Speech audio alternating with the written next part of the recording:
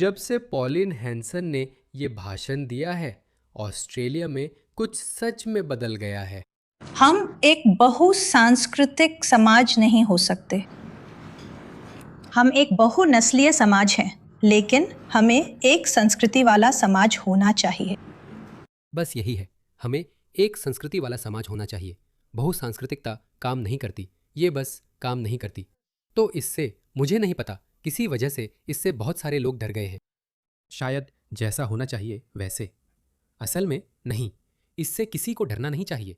जो कोई भी समझता है कि बहुसांस्कृतिकता क्या है, उसे डरना नहीं चाहिए। बहुसांस्कृतिकता मूल रूप से कहती है कि आप अपनी पहचान बनाए रख सकते हैं, आप अपने विचार रख सकते हैं, चाहे वे कितने भी बर्बर और आदिम क्यों ना हो। हमें इससे कोई दिक्कत नहीं है।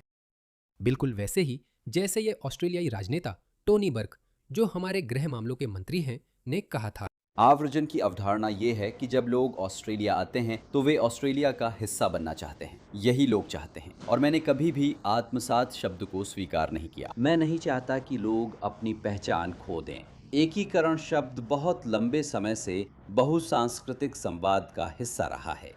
हम लोगों को वैसे ही चाहते हैं जैसे वे हैं, यही बात है। मैंने कभी भी मेल्टिंग पॉट विचार नहीं अपनाया कि पहचान खत्म हो जाए। यहाँ तक कि हमारे प्रधानमंत्री भी, इस आदमी को सुनो। मैं सोचता हूँ कि ऑस्ट्रेलियाई और प्रवासियों के बीच क्या आदान प्रदान होता है, क्योंकि हमारे जैसे देश में मैंने ऐसा नहीं देखा। हमारे जैसे देश में इसका पहले कभी इस्तेमाल नहीं हुआ। असल में इसका हमेशा इस्तेमाल हुआ है। यहाँ तक कि मेरे जैसा कोई जो 2003 में वापस आया था, मैंने हमेशा खुद को एक प्रवासी, एक आप्रवासी के रूप में पहचाना है।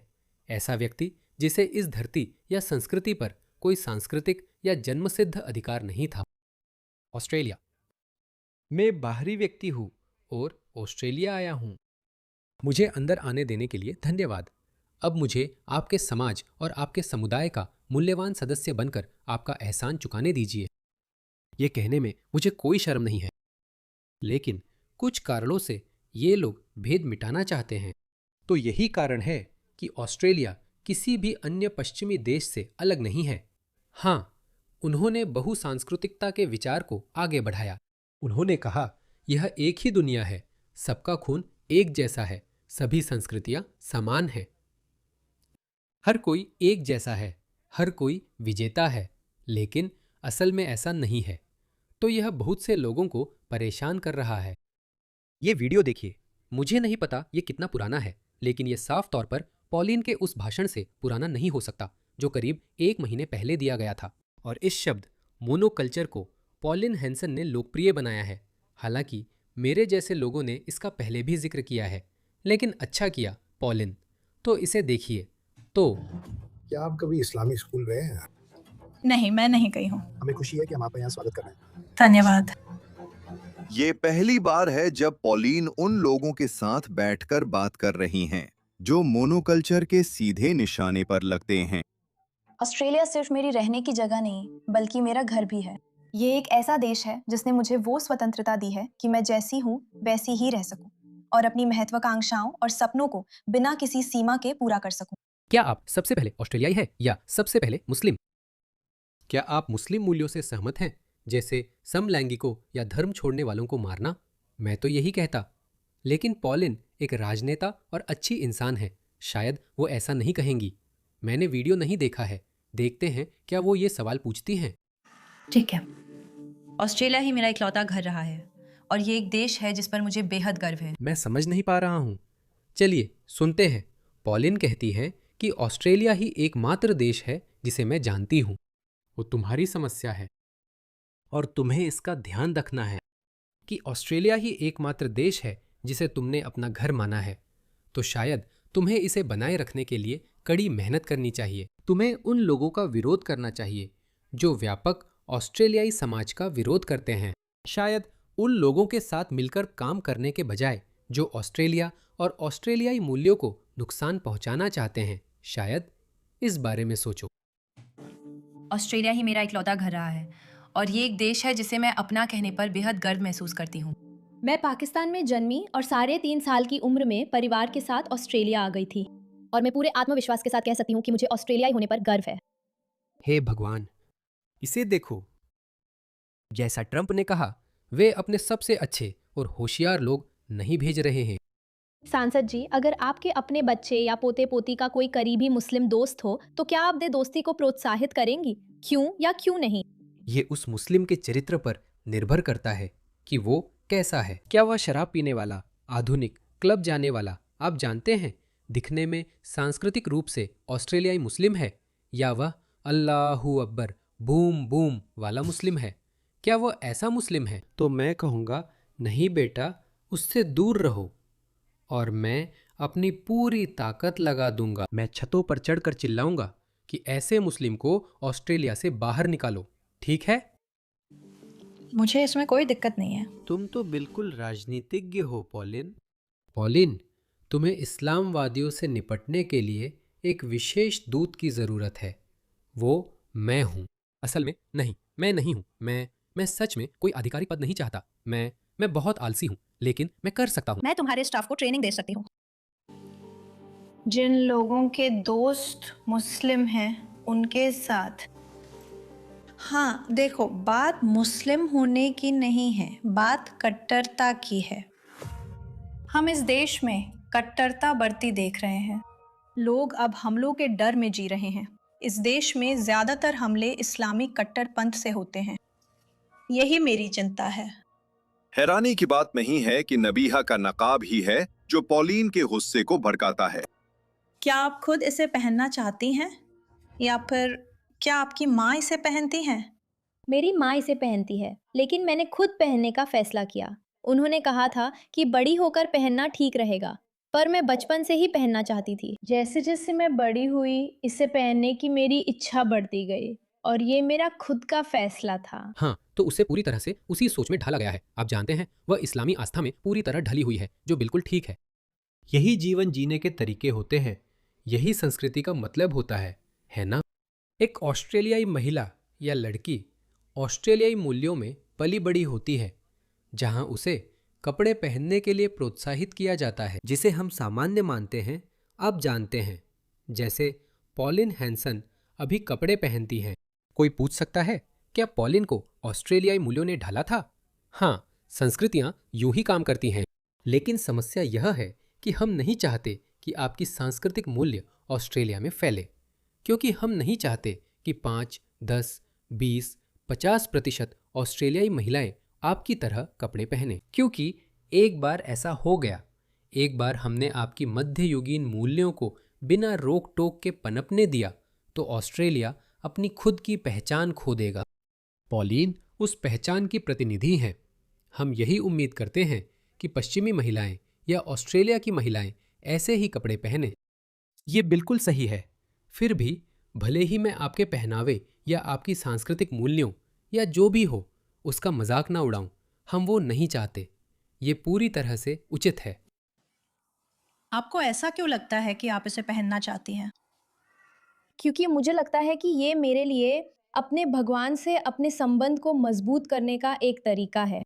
ये मुझे सामाजिक सुंदरता के मानकों से मुक्त महसूस कराता है, क्योंकि मैं आसपास कई लड़कियों को देखती हूँ, वे कहती है कि उन्हें उनके लुक्स के कारण नीचा दिखाया जाता है, और इसे पहनने से मुझे भी यही लगता है। उन्हें उनके रूप के कारण नीचा दिखाया जाता है, तो अगर वे मुझे न देखे तो मुझे नीचा नहीं दिखा सकते। ठीक है, चीजों को देखने का यह बहुत दिलचस्प तरीका है। ठीक है, मान लिया। लोग मेरा चेहरा नहीं देख पाते, इसलिए वे लुक से जज नहीं करते, बल्कि ज्यादा ध्यान देते हैं। हम तुम्हें तुम्हारे दिखने के तरीके से ही जज करते हैं। हाँ, हम अभी भी तुम्हें तुम्हारे लुक्स से जज करते हैं। अगर तुम्हें चिंता है कि मैं बदसूरत हूं और लोग मेरी शक्ल का मजाक उड़ाएंगे, तो लोग वैसे भी तुम्हारे पहनावे की वजह से तुम्हारी शक्ल का मजाक उड़ाएंगे।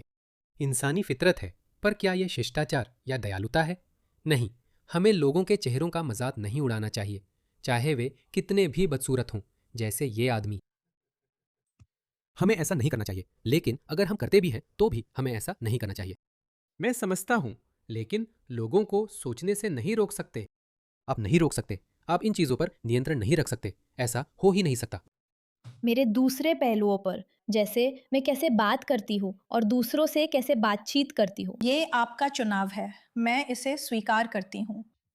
लेकिन बहुत सी महिलाओं को असल में इसे पहनने के लिए मजबूर किया जा रहा है जब वो खुद नहीं चाहती। जब आप कहते हैं कि ऑस्ट्रेलियाई पहनावा उनकी संस्कृति के अनुसार है, तो आप क्या देखते हैं? क्या आप बीच पर बिकिनी पहनेंगी? नहीं।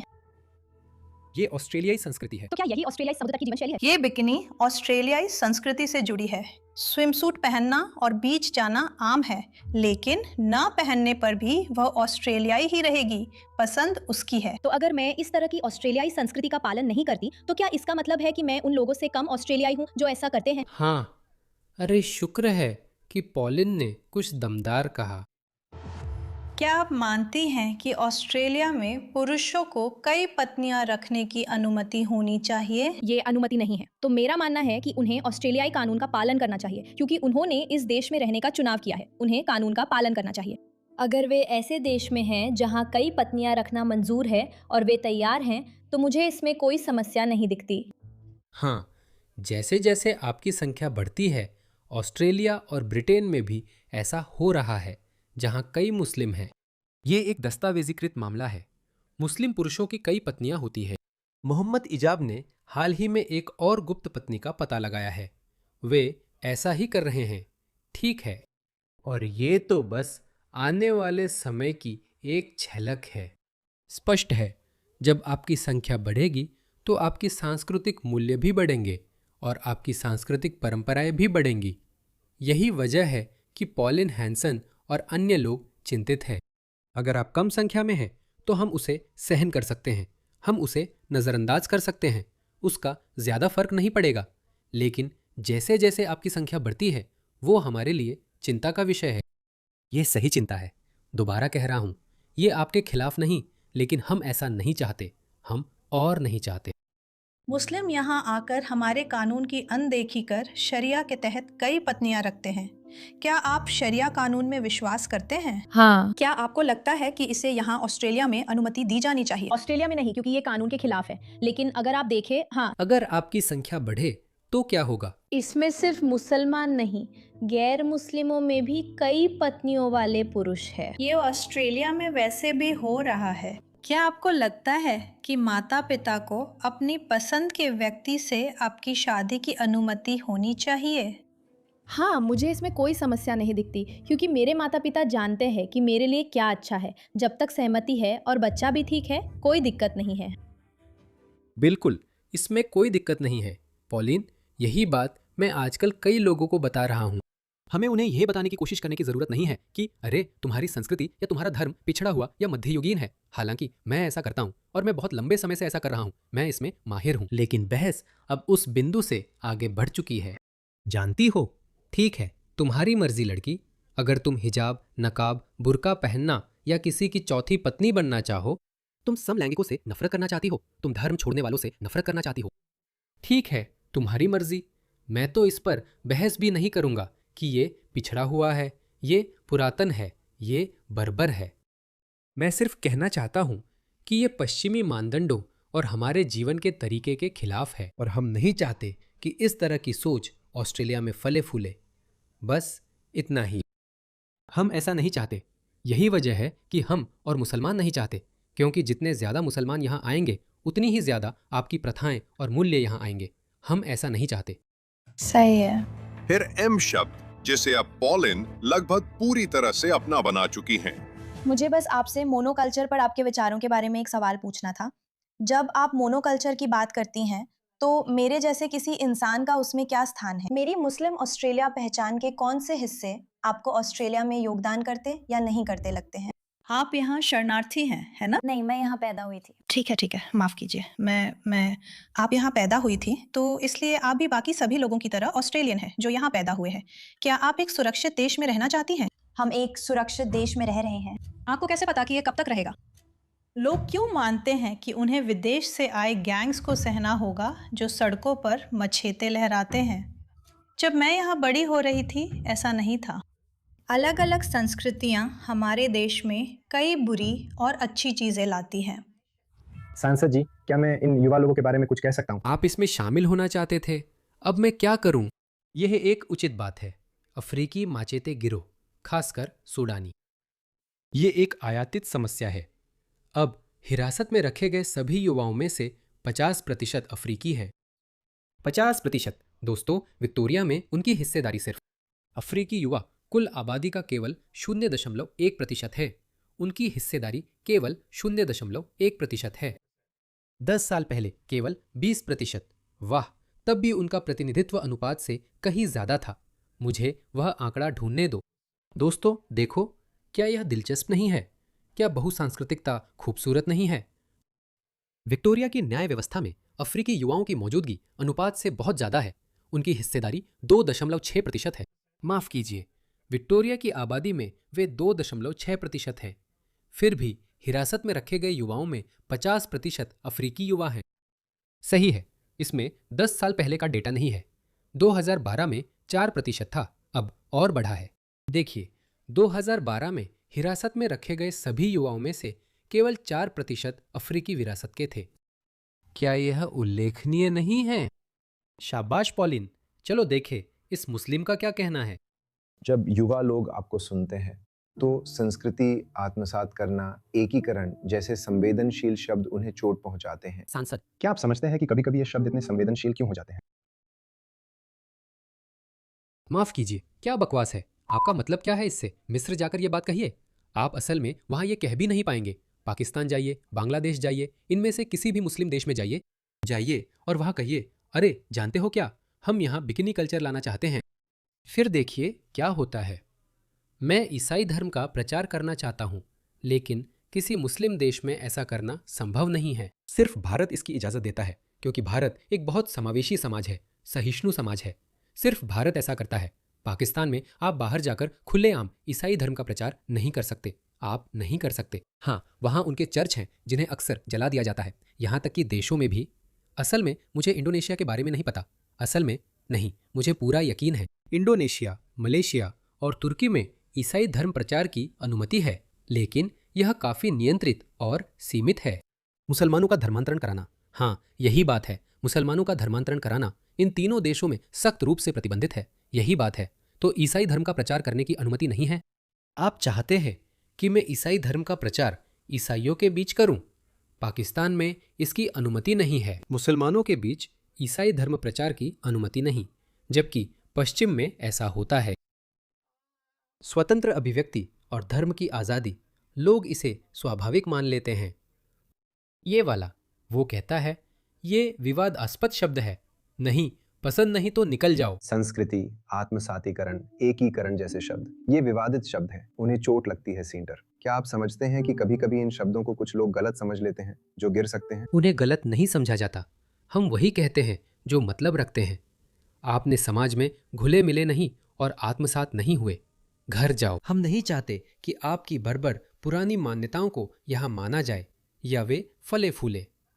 अब मुझे यह फिर से कहने दीजिए, हम आपकी पुरानी बर्बर प्रथाएं इस कंट्री में नहीं चाहते। यह कोई गलत प्रस्तुति नहीं है। आप इन लोगों को चोट पहुंचा सकते हैं। जानते हो क्या, मुझे बुरा लगता है कि लोग इस देश को अपनाना नहीं चाहते। ये महसूस नहीं करना चाहते कि वे ऑस्ट्रेलियाई हैं, क्योंकि हमारा देश अब वैसा नहीं रहा जैसा मैंने बचपन में देखा था। अब ये जगह पहचान में नहीं आती। वह आई, उसने देखा और वह चली गई। और उसने जीत हासिल की। तो आपने क्या सोचा? पॉलिन बहुत शिष्ट है, तुम्हें एक बुलडॉग चाहिए। हाँ, पॉलिन बहुत शिष्ट है। ये काफी दिलचस्प था। तुम जानते हो, मैं नौकरी नहीं चाहता, लेकिन अरे मैं बस अपने हाथ रगड़ रहा हूँ। मुझे लगा वहाँ कई नीची गेंदें और फुलटॉस थी जिन्हें आसानी से पार्क के बाहर मारा जा सकता था। उनके विचार, जानते हो, मैं जरूरी नहीं कि मैं समझ सकती हूँ कि वे ऐसा क्यों सोचते हैं। आखिर वे युवा हैं, ब्रेन वॉश्ड। लेकिन वो अब भी वहाँ है। आप मुझे मुसलमानों के बारे में बता सकते हैं? वे अब भी आस्था में विश्वास रखते हैं। जैसा मैंने कहा, मैं कट्टर इस्लाम के खिलाफ हूँ और ये फिर से कहूंगी। क्या आपको लगता है कि आपने जो कुछ भी कहा उससे उनके सोचने के तरीके में कोई फर्क पड़ा? नहीं, कुछ भी उन्हें नहीं बदल सका, कुछ भी उन्हें नहीं बदलेगा। दोस्तों, कुछ भी उन्हें नहीं बदलेगा। यही वजह है मैं कह रहा हूं कि अब उनसे बहस करने का कोई मतलब नहीं है। मैंने अपने पूर्व मुस्लिम करियर के पहले हिस्से में, अगर आप इसे करियर कहना चाहें, तो ये पूरी तरह से मुसलमानों के दिल और दिमाग बदलने पर आधारित था। उन्हें सही रास्ते पर लाने की कोशिश करना, उन्हें मुर्तद बनाना। 2023 के बाद मैंने हार मान ली।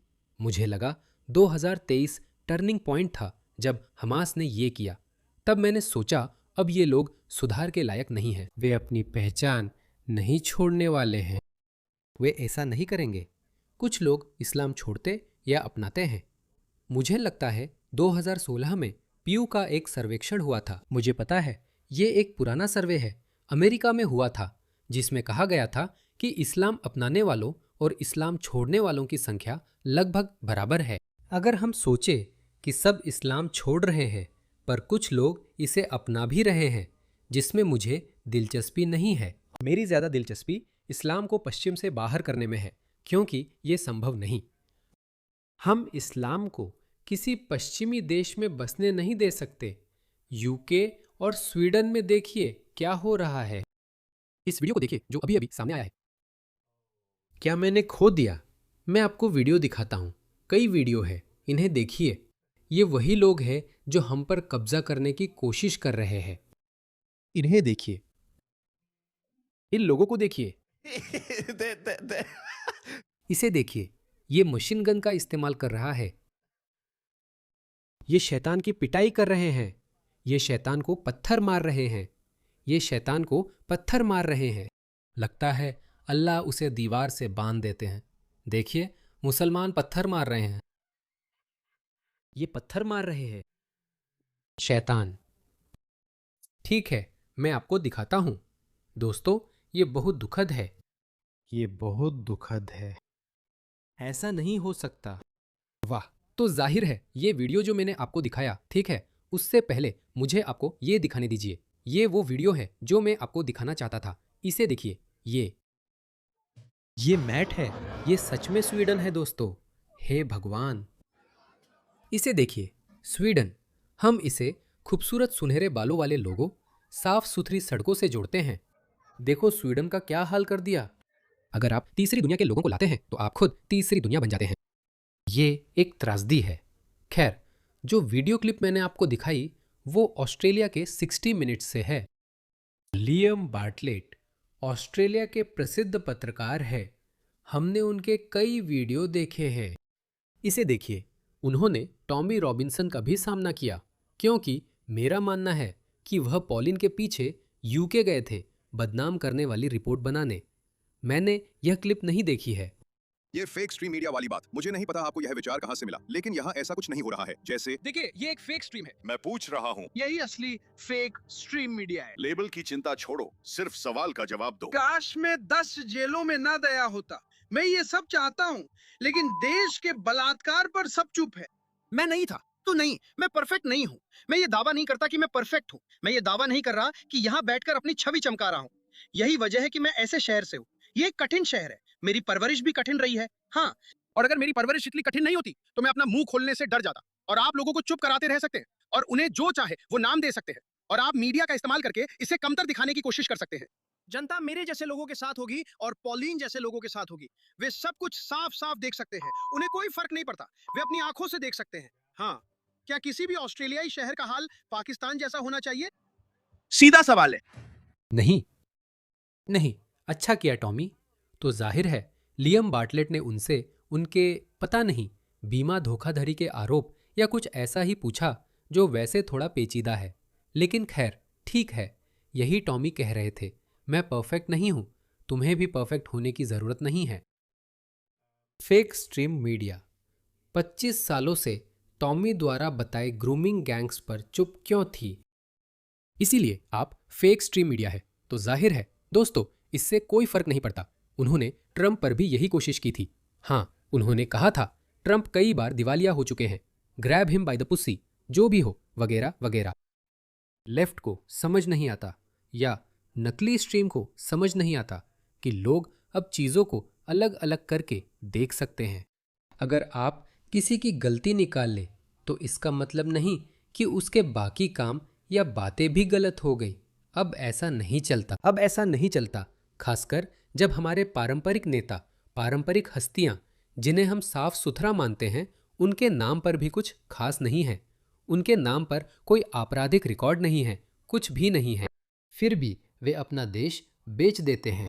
जैसे एंथनी एल्बनीज, टुट्टी आचिया, भयानक इंसान। वो अभियोजक था। सादिक खान का आपराधिक रिकॉर्ड नहीं है, लेकिन उन्होंने ग्रूमिंग गैंग्स छुपाए। कीर स्टारमर ने लोगों को जेल में डाला। सोशल मीडिया पोस्ट्स पर ये कोबरा बैठकें बुलाई। लोग इन बातों की टॉमी रॉबिन्सन के 20 साल पुराने इंश्योरेंस घोटाले के आरोप से ज्यादा परवाह करते हैं। बस यही है, लोग उसकी ज्यादा परवाह करते हैं, इसलिए वे इसके बारे में पता ही नहीं चलता, आगे भी नहीं चलेगा। और मुझे लगता है कि वे पॉलिन और दूसरे लोगों पर कीचड़ उछालते रहेंगे। वे लगातार कीचड़ फेंकते रहेंगे। यह चलता रहेगा दोस्तों, और लोगों को फर्क नहीं पड़ता। यही इसकी खूबसूरती है। 10 साल पहले वे किसी को एक कम ज्ञात मामूली आरोप से दफना सकते थे। हाँ, वे कुछ भी निकाल सकते थे और बस करियर खत्म। अब ऐसा नहीं होता। शाबाश पॉलिन।